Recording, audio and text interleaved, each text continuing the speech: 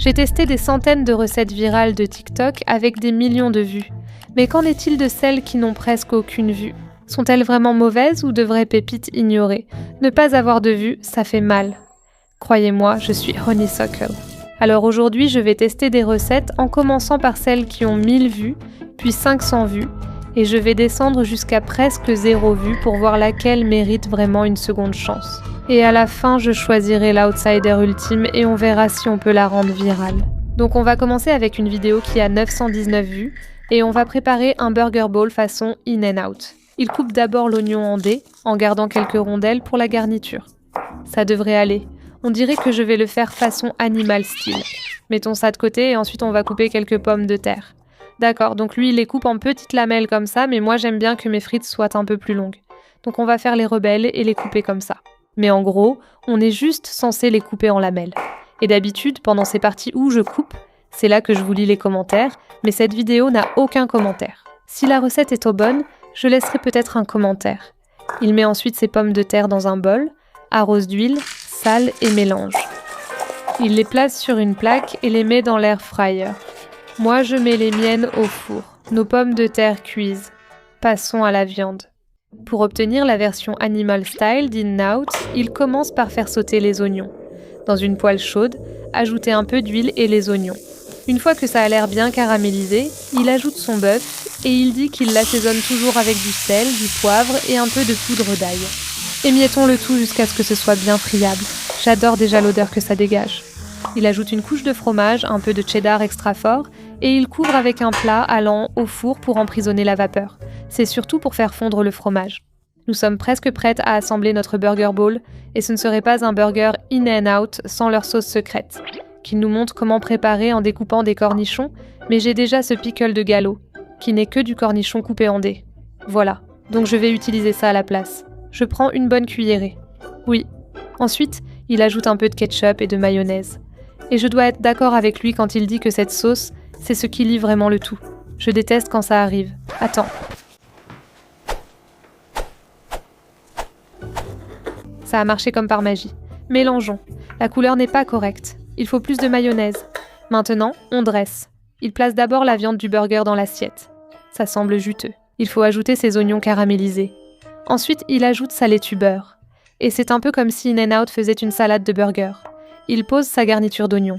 Je ne vais pas mentir, je n'aime pas les oignons crus comme ça. Ensuite, de superbes tomates anciennes. Bien meilleures que celles d'In-N-Out Burger, selon lui. Puis ses frites. Je ne vais pas mentir, ces pommes de terre cuites à la friteuse à air semblent molles. Mais les frites de In-N-Out aussi, donc il a peut-être raison. Terminé avec notre sauce juste au centre, qui fait un peu office de vinaigrette. La fin de sa vidéo me perturbe car il repasse tous les ingrédients après les avoir montrés dans l'assiette. La dernière étape est juste un peu de sel et de poivre. Et voici notre bol de burger In-N-Out version saine. Ça a l'air incroyable. Et honnêtement, je suis un peu perplexe parce que les instructions étaient vraiment faciles à suivre. Le travail de la caméra était net et clair. Tout avait l'air tellement bon, et la recette elle-même a l'air délicieuse visuellement. Mais maintenant, il faut voir si ça a le goût d'In-N-Out. J'ai presque envie, avec ça, de faire un wrap de burger. Donc c'est ce que je vais faire. Je mets notre viande dedans, j'ajoute des oignons, les frites et nos tomates. Et ça, c'est ce que In-N-Out appellerait un burger sans pain. Attends. En tant que personne qui a grandi en Californie en mangeant tellement de burgers In-N-Out, cette recette est presque identique aux saveurs que je retrouvais dans un vrai burger In-N-Out, sauf le pain. Mais je n'ai même pas l'impression que ça me manque parce que je suis bluffée par à quel point ça a le goût d'In-N-Out. Et je dois dire que cette vidéo est complètement sous-estimée et mérite beaucoup plus de vues. Alors laissons un commentaire. Et pour le premier commentaire de cette vidéo, je vais dire « J'ai essayé ta recette et c'était tellement bon. Ça m'a rappelé In-N-Out. Point. Et je prendrai un milkshake avec ça. 10 sur 10. La prochaine créatrice s'appelle Cooking with Love. Et avec 887 vues, elle prépare quelque chose qui ressemble un peu à une sorte de pizza pour le petit déjeuner. Je ne suis pas sûre, mais ça semble intéressant. Dans le panier de la friteuse à air, garni de ce cercle de papier sulfurisé, elle ajoute 3 œufs. Elle fait tomber une coquille. J'ai aussi fait tomber une coquille et même cassé mon jaune. Mais ça devrait aller. Parce que maintenant, pour plus de protéines et de saveur, elle ajoute des rondelles de hot dog. Et je pense que l'ado que j'étais aurait adoré cette combinaison. Maintenant, elle assaisonne avec du sel, beaucoup de poivre noir et pour relever un peu, du piment de Cayenne. Je sens que je vais le regretter. Mais maintenant, pour l'agrémenter, on va ajouter des tomates coupées.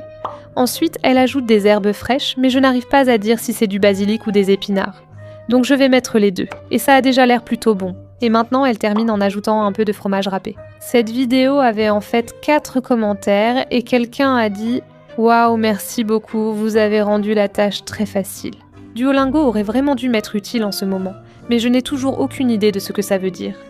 Alors merci beaucoup, c'est très facile. Je vais juste faire cuire ça à la friteuse à air pendant 15 minutes. Voilà à quoi ça ressemble à l'intérieur de la friteuse à air. Et c'est prêt. Laisse-moi retirer ça. Regardons notre pizza du petit déjeuner. Waouh, je vais la transférer sur une planche à découper. Et je vais la laisser refroidir un peu avant de la couper. La mienne a définitivement plus collé que la sienne, mais tout a l'air bien cuit. Heureusement, ça se détache assez facilement du papier. Ça aurait pu être une catastrophe. J'espère que le fonte ne va pas se détacher. Découpons-la. Oh, on dirait qu'une partie de l'œuf est encore un peu coulante, mais celui que j'ai accidentellement cassé est complètement cuit. Donc que vous aimiez vos œufs coulants ou non, il faudra peut-être les cuire un peu plus longtemps. Je vais prendre ce morceau-là parce que je n'aime pas les œufs trop coulants. Comme vous pouvez le voir, mes œufs n'ont pas vraiment cuit complètement et c'est un peu liquide. Mais je veux savoir quel goût ça a. Le goût est bien là. Je sens bien le goût du fromage avec les œufs. Mélangé avec la saucisse, ça donne une saveur très agréable. Et comme je n'étais pas sûre si c'était du basilic ou des épinards, je ressens un peu des deux. Je pense qu'on a eu quelques petits soucis avec la cuisson. Ça aurait clairement dû cuire un peu plus longtemps. Ou peut-être que nos appareils chauffent juste un peu différemment. Mais je vais dire que ce n'est pas une mauvaise recette et je vais lui donner 7 sur 10. Et maintenant, avec 772 vues, nous avons des cookies aux pépites de chocolat. Celle-ci a l'air bien car on utilise aussi du chocolat blanc, pas seulement des pépites classiques. Mais elle commence avec du beurre fondu, puis elle ajoute du sucre roux et du sucre blanc. J'aime bien qu'elle utilise une vraie tasse pour ses mesures. Mais pour ses cookies, elle met plus de sucre brun que de sucre blanc, donc ça risque d'être plus moelleux. Mais allons-y, mélangeons tout ça. Maintenant, ajoutons les œufs. Mélange encore une fois. Ensuite, elle passe directement au tamisage de la farine, du bicarbonate de soude et du sel ensemble. Mais en tant que connaisseuse de cookies aux pépites de chocolat, je dois souligner une erreur, elle n'a pas ajouté d'extrait de vanille. Et c'est ce qui donne cette saveur délicieuse. Le beurre noisette aussi, ça manquait également. Mais il y a plus d'une façon de faire un bon cookie aux pépites de chocolat. Alors continuons. Farine, bicarbonate de soude, sel. Tamisez-les. Et mélangeons à nouveau. Ma pâte à cookies a l'air un peu humide ici, mais je pense que ce n'est pas grave, car en reposant, elle va absorber davantage d'humidité. Mais j'étais curieuse de voir ce que ça donnerait si j'ajoutais de l'extrait de vanille à cette pâte. Est-ce que le goût serait très différent ? Je prélève de la pâte pour un cookie. J'ajoute l'extrait de vanille, puis on incorpore le reste des pépites. La pâte est alors un peu humide, avec les pépites de chocolat blanc et classique. C'est le ratio idéal pour un cookie aux pépites de chocolat. Mélangeons le tout. Quelqu'un a laissé un commentaire sur cette vidéo en disant que ça avait l'air super facile à faire. Merci pour le partage. Et honnêtement, c'était vraiment facile à faire. Mais maintenant, je vais en prélever un de chaque. Celui sans extrait de vanille et celui avec extrait de vanille. Je les dépose sur une plaque de cuisson recouverte de papier sulfurisé. Je vais marquer celui qui leur appartient avec une pépite blanche et une pépite de chocolat. Comme ça, il sera 2 fois plus chocolaté. Mais maintenant, elle les fait cuire au four à 190 degrés Celsius pendant 12 à 15 minutes, ce qui est bien plus chaud que la plupart des recettes de cookies aux pépites de chocolat. Alors voyons ce que ça donne. Ouais, je les ai sortis au bout de 12 minutes et je pense que c'est le temps maximum qu'il faut laisser les cookies à cette température, parce que les bords commencent à foncer un peu, mais ils ont quand même l'air plutôt bons. Je les laisse refroidir, puis on goûte. Nos cookies aux pépites de chocolat sont totalement refroidis et ressemblent vraiment à ceux d'une boulangerie. Ils sont épais et ils ont un bon poids en main. Voici le cookie de la recette originale, juste ici, et je vais en casser un pour voir l'intérieur. Waouh! Ça a vraiment l'air bon. Waouh! C'est encore moelleux et fondant, mais quel goût ça a! Je ne vais pas mentir, c'est vraiment bon. Mais j'ai l'impression qu'il manque un petit quelque chose. Alors je vais goûter celui auquel on a ajouté de la vanille. Est-ce que ça a vraiment fait une différence ? Pas une grande différence, mais on sent un peu plus de profondeur dans celui-ci. Je dois quand même dire que, de ce côté où c'était plus près du four, c'est devenu un peu plus brioché, ce que je n'aime pas trop, mais ça reste un très bon cookie. Et selon vos préférences, moi j'aime quand c'est moelleux et fondant à l'intérieur et juste croustillant à l'extérieur.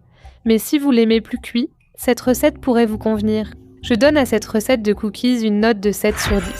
Et maintenant, avec presque 500 vues, cette créatrice dit que c'est peut-être une opinion controversée, mais elle pense que les fruits ont leur place dans la salsa. Et je dois dire que sa salsa a l'air vraiment bonne. Super rafraîchissante pour l'été. Elle commence par couper de la pastèque. Je n'ai jamais goûté de pastèque dans une salsa auparavant, donc ça va être intéressant. Laisse-moi enlever la peau rapidement. Et pour mon avis personnel, j'aime bien quand il reste un peu de peau parce que ça ajoute du croquant. Mais elle coupe sa pastèque et ses fruits très finement. Je crains que des fruits coupés très petits deviennent trop aqueux, mais on verra. Ensuite, elle les met dans un bol. Maintenant, on coupe une pêche. Les pêches vont dans le bol. Pour la salsa, il faut aussi des tomates. J'en ai une ici qui ressemble à une pêche. On doit couper l'oignon, mais elle prend un robot culinaire, ce qui me fait me demander pourquoi on n'a pas fait pareil pour les fruits. On dirait alors des confettis de fruits. Salade, mais on n'a pas encore fini parce que maintenant elle hache une botte de coriandre, un jalapeno, et vous me connaissez. Dès que je goûte quelque chose de piquant, mes papilles ne sentent plus rien. Donc je vais juste en ajouter un tout petit peu pour respecter la recette. Pas de graines. Je sens déjà que c'est épicé. Ajoutons une gousse d'ail écrasée, du jus de citron vert, du sel, et c'est prêt. Mélangeons. J'adore à quel point c'est coloré et je suis très tentée de le manger à la cuillère tout seul.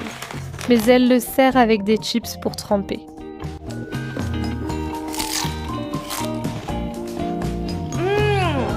Attends, j'adore les pêches. Et je n'ai jamais goûté de salsa à la pastèque avant. Mais dis-moi, pourquoi est-ce que c'est aussi bon? Et pourquoi n'y avons-nous jamais pensé avant? Je dois en reprendre une bouchée. Non seulement c'est délicieux en tant que dip, mais je pourrais aussi très bien l'imaginer comme garniture pour du poulet barbecue, du steak ou même du saumon. Et je vais dire que cette salsa à la pastèque et à la pêche mérite vraiment d'être plus connue. Tout le monde devrait en entendre parler. Et elle obtient un 10 sur 10. Mais est-ce que ce sera l'outsider qu'on va essayer de rendre viral? Continuons les tests. Et maintenant, avec 400 vues, celui-ci a l'air d'être intéressant. Ce sont des pâtes à l'avocat. Mais elle commence par faire cuire ses pâtes et elle utilise des pâtes aux lentilles rouges. J'ai trouvé la même forme, mais j'utilise des pâtes aux haricots. Donc on va les faire cuire sur la cuisinière. Donc pendant que les pâtes cuisent, on va préparer notre pesto à l'avocat. Mais elle commence par mettre son avocat dans un robot ménager. J'utilise un avocat gros comme un œuf de dinosaure, donc je n'en prendrai que la moitié. Et ce qui est inhabituel avec ce pesto, c'est qu'on utilise de la roquette au lieu du basilic. Et ça devrait apporter une belle touche poivrée, mais on va voir quel goût ça a. Ensuite, elle ajoute une poignée de noix, écrase un peu d'ail. Mais je me dis que puisque de toute façon on va tout mixer, autant tout mettre dedans. Un filet de citron, de l'huile d'olive, on mixe vite. Je suis étonnée qu'il n'y ait ni sel ni poivre, mais j'ai salé mes pâtes comme l'eau de mer. Je dois dire que ça ressemble à un guacamole épais, mais elle ajoute ce que je pense être de l'eau de cuisson des pâtes et elle mixe à nouveau. Ça ressemble toujours à du guacamole. Nos pâtes sont chaudes et prêtes. Mettons-les dans une assiette. Et maintenant, elle verse simplement son guacamole italien frais directement dans le bol. J'espère que les pâtes chaudes vont aider à bien mélanger tout ça. Étonnamment, la sauce adhère plutôt bien aux pâtes, mais j'aurais aimé garder un peu d'eau de cuisson pour l'éclaircir parce qu'elle est épaisse. Peut-être qu'on devrait juste ajouter un peu plus de sauce. Pour finir, elle ajoute du fromage dessus. Dites-moi en commentaire si vous avez déjà testé quelque chose comme ça. Elle n'a pas encore de commentaires, mais je pourrais lui en laisser un. Voyons quel goût ça a.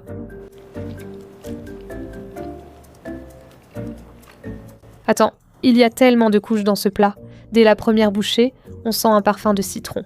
Et puis, une fois que les saveurs commencent à se mélanger, on goûte un peu de roquette, mais ce n'est pas mauvais. Mélangé avec l'onctuosité de l'avocat et la saveur de noisette des noix, le tout s'harmonise vraiment bien.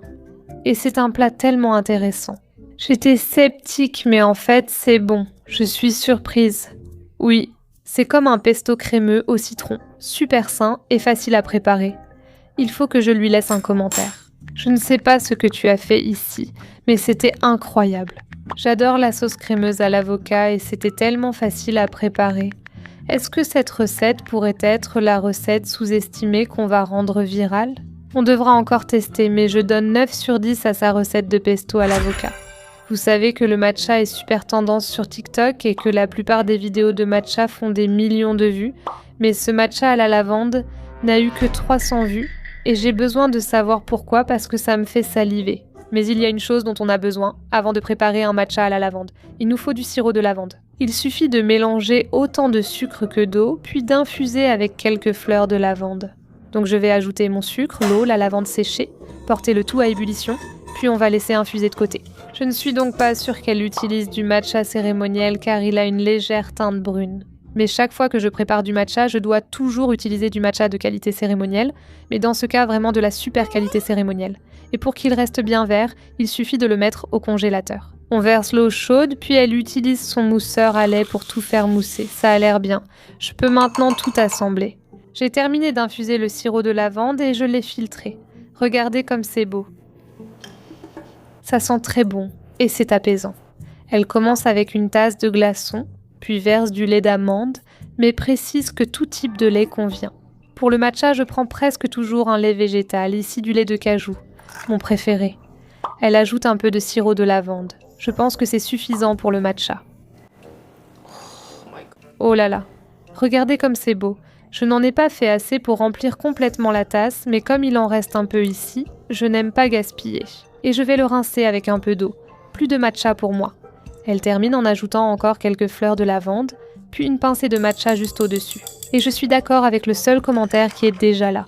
J'en veux un parce que ça a l'air tellement bon. Je ne suis peut-être pas objective, mais je pense que je vais aimer ça. Oui, j'aime vraiment ça.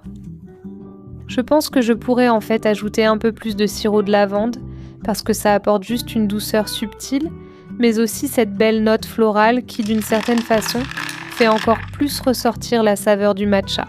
Mais dis-moi, pourquoi est-ce que cette vidéo n'a que 300 vues ? Je pense qu'on devrait laisser un commentaire.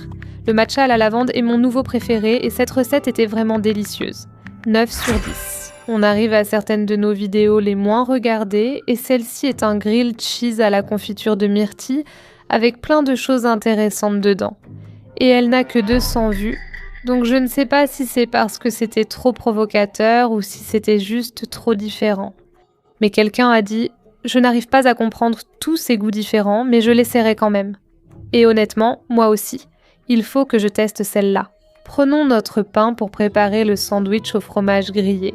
Elle commence par tartiner chaque tranche de mayonnaise. Et puis Mada pour la confiture de myrtille, elle précise d'utiliser celle-ci, que j'ai déjà à la maison parce qu'elle contient des petits morceaux de myrtille. Et laissez-moi vous dire qu'elle met beaucoup de confiture de myrtille des deux côtés. Mais ce n'est pas là que commence l'étrangeté, mes amis, parce qu'on va ajouter quelques tranches d'oignons rouges et ensuite des jalapeños marinés. On dirait qu'elle ajoute quelques tranches de ce truc pour un piquant inutile dans un sandwich à la confiture de myrtille. Je ne sais vraiment pas quoi en penser, les gars. Mais pour rendre notre sandwich encore plus intéressant, ajoutons quelques tranches de bacon. Et comme c'est un sandwich au fromage grillé, n'oublions pas notre fromage, pour lequel elle utilise un mélange de cheddar blanc et de mozzarella. C'est un sandwich au fromage grillé, il faut une bonne couche. On le ferme, puis elle beurre chaque côté. Il ne reste qu'à le griller. J'ai ma poêle en fonte, alors faisons-la bien chauffer. C'est prêt. Mettons ça sur la plaque. D'accord, retournons-le. Le fromage a l'air partiellement fondu, mais les oignons semblent encore crus. Continuons. Et notre sandwich au fromage grillé est prêt. Sandwich au fromage grillé avec confiture de myrtille, bacon, jalapeno et oignons. Je suis un peu nerveuse à l'idée de goûter celui-ci. Mais laissez-moi l'ouvrir pour voir à quoi ça ressemble à l'intérieur. L'oignon est encore cru. Ça sent vraiment bon. Ça sent comme l'un de ces burgers de restaurant qu'on commande, mais il y a quelque chose dans celui-ci qui me rend nerveuse. Pourquoi avons-nous besoin de jalapeno là-dedans ? Je sais, ça brûle. Ce n'est pas aussi terrible que ça en a l'air. J'aurais très bien pu me passer des jalapenos marinés, mais la douceur de la confiture mélangée avec le bacon. J'aurais probablement pu mettre plus de fromage aussi, mais étonnamment, la combinaison n'est pas si mauvaise. Et les oignons ont aussi apporté un petit côté croquant agréable. C'est une combinaison intéressante, mais bien moins mauvaise que d'autres recettes provocatrices que j'ai testées. Je ne pense pas qu'elle soit faite pour provoquer. Je pense qu'en fait, ça essaie vraiment d'être gastronomique. Donc je vais lui donner 7 sur 10. Mais est-ce que notre recette la moins vue sera aussi surprenante que celle-ci ?